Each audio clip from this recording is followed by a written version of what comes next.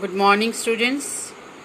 बेटा, आज हम इतिहास के अध्याय 1 को शुरू करने जा रहे हैं और इसके प्रथम क्वेश्चन यानी फर्स्ट क्वेश्चन जो सबसे इम्पोर्टेंट है उसके बारे में मैं आपको बताने जा रही हूँ। इसे ध्यान से सुनना।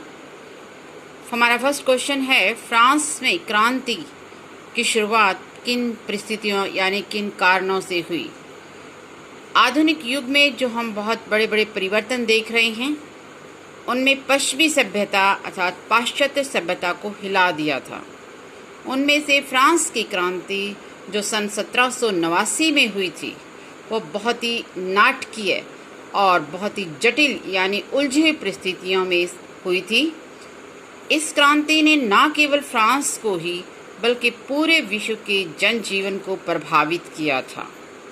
इस क्रांति के कारणों को अगर हम ढूंढते हैं तो उस समय के फ्रांस की सामाजिक और राजनीतिक दशाओं के साथ साथ उस समय पे यूरोप में फैले हुए विचारों का जो ज्ञानोदय यानी लोगों में जागरूकता थी, उनसे हम इस क्रांति के कारणों को खोज सकते हैं।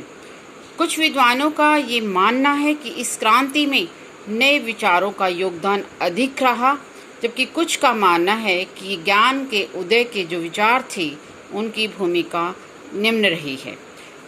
इसके हम अनेक कारणों से विचार विमर्श करेंगे। यह प्रश्न आपका थोड़ा सा लंबा है, परंतु फिर भी आप इसको 5 प्रमुख भागों में बांट कर भी याद कर सकते हैं। अब हम बात करते हैं फ्रांसीसी क्रांति के प्रमुख कारणों की। इसमें सबसे पहले हम बात करेंगे सामाजिक कारण। फ्रांसीसी क्रांति के सामाजिक कारणों में हम उन कारणों की व्याख्या करेंगे, उन कारणों को समझने की कोशिश करेंगे जिससे समाज में क्रांति के लिए इतनी जागरूकता लोगों में देखने को मिली। उसका सबसे पहला मेन कारण था, मुख्य कारक था, फ्रांसीसी समाज इतनी बुराइयों से इतनी उसके अंदर बुराइयां आ चुकी थी कि देश की 90% जनसंख्या जो किसान थी, लेकिन उनकी ज़मीनों पर कुलीन यानी अमीर अधिकारियों, चर्चों और अमीरों का अधिकार था।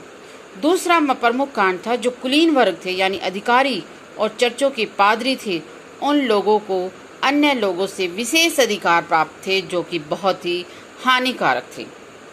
तीसरा प्रमुख कारण था कि जो तीसरे वर्ग के काम करने वाले लोग थे, जिसमें आम किसान, कारीगर, मजदूर और छोटे व्यापारी शामिल थे, उनको न केवल राज्य के साथ साथ बल्कि चर्च के खर्चों को भी कर के रूप में चुकाना पड़ रहा था। दूसरा कारण हम बात करते हैं राजनीतिक कारण।